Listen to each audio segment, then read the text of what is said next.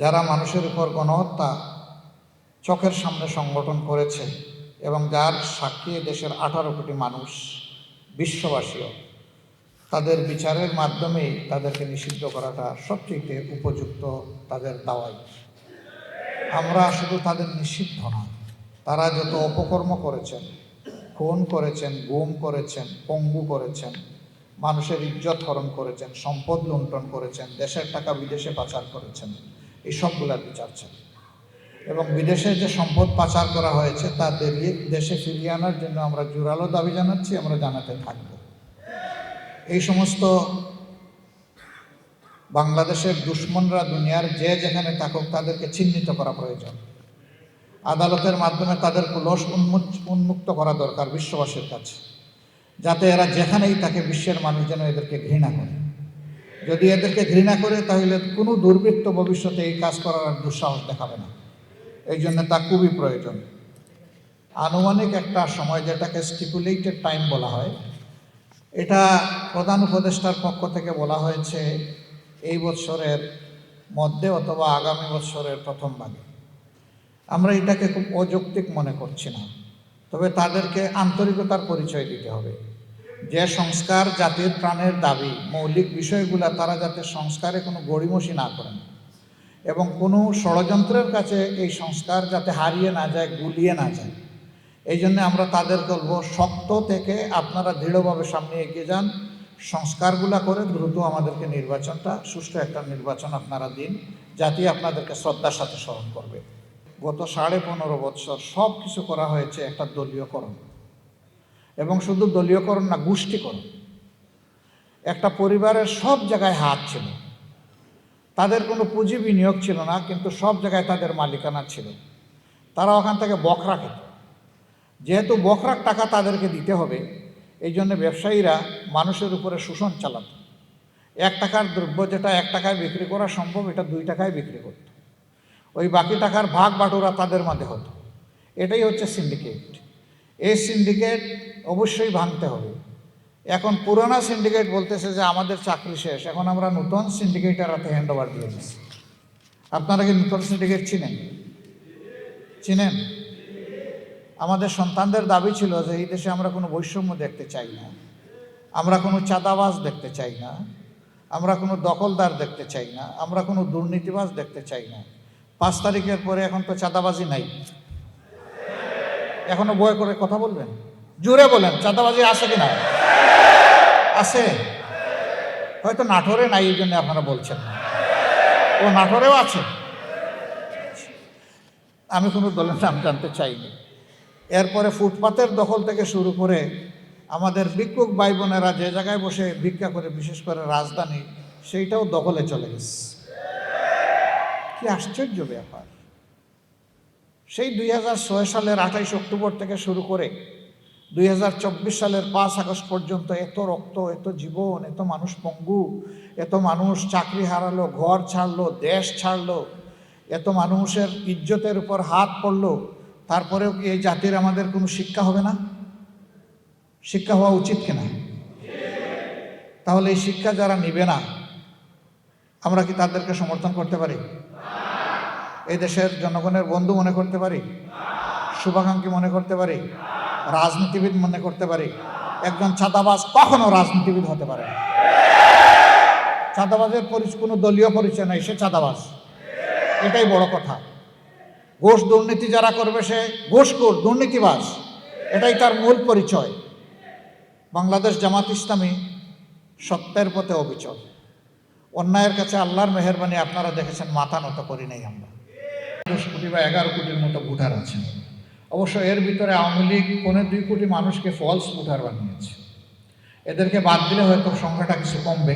আবার অনেক যুবক যুবতী ভোটার তালিকাভুক্ত হননি, তাদের তালিকাটা হলে হয়তো এটা আরও বেড়ে যাবে।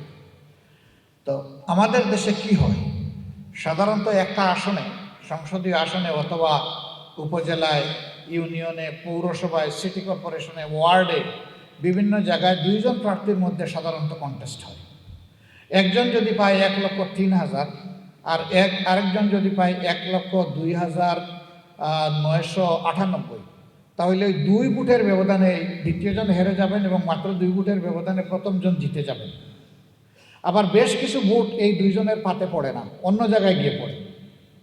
তখন যাদেরই প্রার্থী, আমি যাকে ভোট দিলাম, আমার প্রার্থী যখন হেরে গেল, মানুষের মধ্যে এরকম একটা ফিলিংস আসে, আমার ভোটটা কাজে লাগলো না।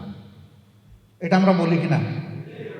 এটা একটা ফিলিংস। 2 নম্বর হচ্ছে, এই পদ্ধতিতে যখন ভোট হয় তখন নেতাকে খুশ করতে পারলে, যে কোনোভাবে খুশি করার বহু পদ্ধতি আছে, তখন তার যোগ্যতা থাকুক না থাকুক, একজন দেখা যাবে ওই নেতা এবং ওই প্রতীকের হাত ধরে তিনিও সংসদ সদস্য হয়ে গেছে।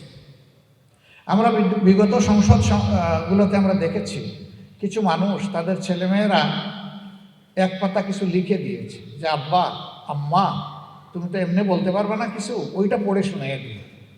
তিনি সংসদে দাঁড়িয়ে পড়তেছেন, কিন্তু এক পাতা পড়তে তার 20 মিনিট লাগতেছে, এখানে 40টা ভুল করতেছেন। উনি লেখাটাও করতে পারছেন না। অথচ একজন সংসদ সদস্যের মূল দায়িত্ব এবং মর্যাদা হচ্ছে তিনি দেশের আইন প্রণেতা। দেশবাসীকে তিনি সুশাসনের জন্য ভালো আইন তৈরি করে দিবেন, মন্দ আইন থাকলে ওইটাকে বিদায় করার উদ্যোগ নেবেন। তো যিনি একটা পাতা, লিখিত পাতাও পড়তে পারেন না, তিনি আমাদেরকে আইন প্রণয়ন করে দিবেন? এইভাবে আমরা নাচে গানে ভরপুর সংসদ দেখেছি, খিস্তি খেউড়ের সংসদ দেখেছি, সেখানে গানের আসর দেখেছি, সেখানে নাটক দেখেছি, হাসি কান্না দেখেছি। সংসদ এটির জন্য নয়। সংসদ মানুষের জীবনমান উন্নয়নের জন্যে, সভ্য দেশকে সভ্যতার উচ্চ শিখরে নিয়ে যাওয়ার জন্য, একটা মর্যাদাশীল জাতি হিসাবে দাঁড়ানোর জন্যে, আইনের শাসন কায়েম করার জন্য, সুশাসন উপহার দেওয়ার জন্য। কিন্তু সেইগুলো নিয়ে আমাদের সংসদে কথা হয় খুব কম, হয় না বললেই চলে। গালিগালাজ, ঝগড়া বিবাদ, নাচ গান, এগুলা দিয়ে আমাদের সংসদকে কলুষিত করে রাখা হয়েছে। আমরা এই যন্ত্রণা থেকে মুক্তি চাই। এমন কিছু দল আছে, বড় দলগুলো মনে করে যে এরা আর যাবে কোথায়, আমাদের কাছে আমাদের দয়ার জন্য আসতে হবে। তারা ভোট পায় না, সেই রকম তাদের হয়তো 2-3% সমর্থন আছে। এই জন্যে কারো দয়া ছাড়া তাদের পক্ষে সংসদে গিয়ে কথা বলা সম্ভব নয়। কিন্তু যদি একটা দল 1% ভোটও না পায়, 1%-এর 3 ভাগের 1 ভাগ পায়, তাহলে সেই দলের সবচেয়ে যোগ্য একজন ব্যক্তি সংসদে যেতে পারবে। কারণ আমাদের আসন 300, 1%-এর জন্য 3টা আসন বরাদ্দ, 3 ভাগের 1 ভাগ হলে একজন যেতে পারবে। এরকম বহু দলে অনেক যোগ্য মানুষ আছে, তারা তখন সংসদে গিয়ে জাতির জন্য কথা বলবে। তখন সংসদটা একটা কোয়ালিটি, একটা মানসম্পন্ন সংসদ হবে। সংসদ যখন মানসম্পন্ন হবে, দেশটাও তখন মানসম্পন্ন হবে, প্রশাসনটা মানসম্পন্ন হবে, আমাদের শিক্ষাটা মানসম্পন্ন হবে, আমাদের ব্যবসা বাণিজ্য সিন্ডিকেশন যেটা, সেটার ব্যাপারে ওখানে যথোপযুক্ত ডিসিশন নেওয়া। আমরা সেই সংসদটা চাচ্ছি, ওই রকম আনুপাতিক হারে নির্বাচন চাচ্ছি। তখন ছোট দলগুলা করবে কি? কারো দয়ার মুখাপেক্ষী থাকবে না, কারো মুখের দিকে তাকাবে না। সে তখন তার অবস্থান এগিয়ে নেওয়ার জন্য সর্বাত্মক চেষ্টা করবে।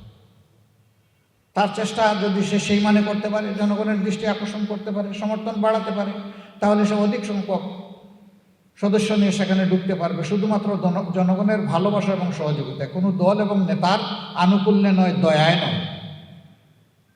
আমরা এরকম একটা মানসম্পন্ন সংসদ চেয়েছি বলে এই দাবি উত্থাপন করেছি, এবং দেশের বেশিরভাগ দল কিন্তু এটাই চায়। আমরা আশা করব বর্তমান সরকার এটাকে সম্মান দেখাবে, এবং এর জন্য অবশ্যই আমরা আমাদের প্রচারণা এবং বিষয়টা জনগণের সামনে স্পষ্ট করার জন্য আমরা উত্থাপন করব। এখন প্রশ্ন আসে যে এরকম সিস্টেম কি দুনিয়ার কোথাও আছে? হ্যাঁ, দুনিয়ার 62টা সভ্য উন্নত দেশে এই সিস্টেম আছে। যদি সেই দেশগুলোতে থাকতে পারে, আমাদের কোনো থাকবে না। স্ক্যান্ডিনেভিয়ান কান্ট্রি, যাদের 20 বছরের খাদ্য মজুদ থাকে, তাদের সব কয়টি দেশে এই পিআর সিস্টেমের ইলেকশন আছে। তুরস্ক আরেকটি গুরুত্বপূর্ণ দেশ, তাদের আছে। এরকম অনেক দেশ আছে। তাদের চললে আমাদেরও চলবে ইনশাআল্লাহ। আমাদেরকে এখন লুক ফরওয়ার্ড, সামনে দেখতে হবে। পিছন নিয়ে আর আমরা কামড়াকামড়ি করবো না। পিছন নিয়ে কামড়াকামড়ি করে চিংড়ি মাছ, ও দৌড়াইতে গেলে শুধু পিছনের দিকে লাফায়। কাঁকড়া দৌড়াইতে গেলে পিছনের দিকে লাফায়। আমরা দৌড় দিব ইনশাল্লাহ বাঘ এবং সিংহের এবং সামনের দিকে যাবো ইনশাল্লাহ।